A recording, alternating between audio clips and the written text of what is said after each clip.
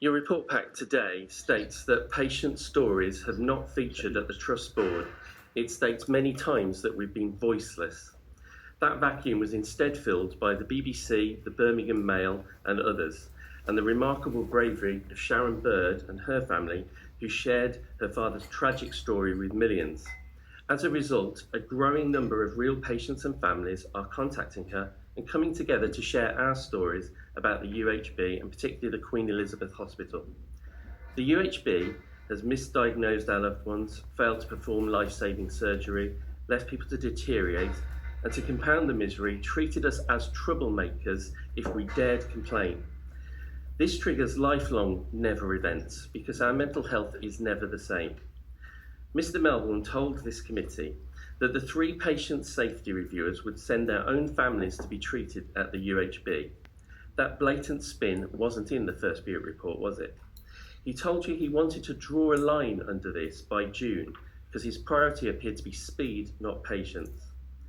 The UHB admit that an entire cohort of cancer patients in 2021 may not have been told the truth about their loved ones, may not have had their complaints investigated under the duty of candour introduced after the Mid-Staffordshire nightmare.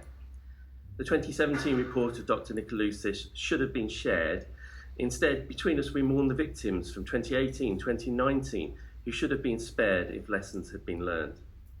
The UHB asked this committee to believe that duty of candour just failed in a small area in perhaps just 1 year. Is that honestly credible to this committee? We're here today to tell you that the duty of candour failed throughout multiple departments over many years because the duty to cover up was led from the top. The cross-party group demanded the publication of the David Rosser test. Your reports today note the UHB board may have been completely misled. If Mr. Brotherton wants to be taken seriously as an open and honest leader, then he must announce here today that he will immediately publish the Rosser test. The report states that the UHB often harmed medical staff so aggressively that it now needs to introduce a reconciliation unit. The language of reconciliation is most associated with apartheid and South Africa, but the key difference there is they called the process truth and reconciliation. You can't skip the truth and leap straight to the reconciliation. So what truths have been missed? This committee lamented a few months ago that they had learned about the Emerging Concerns Protocol from the Independent newspaper. I was so shocked I submitted an FOI to the Ombudsman. These documents revealed that there was a meeting of all the regulators, the HEE, the GMC, the NMC, the CQC, on August the 4th, 2022.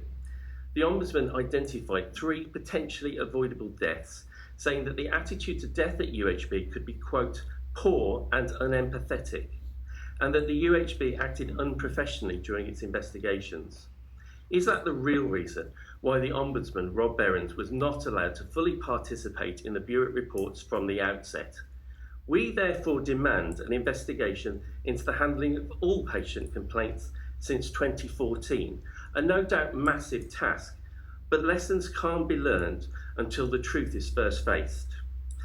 Mr. Brotherton, now promoted, wants to effectively mark his own homework. He was in the room the whole time. He either missed all the warning signs of the bullying culture and the lack of nurses, or he saw them and he stood by and passively did nothing. If he wants to be taken seriously, then I would hope that he would agree to a meeting with us so that we can present what we believe to be the truth. Thank you very much. Thank you.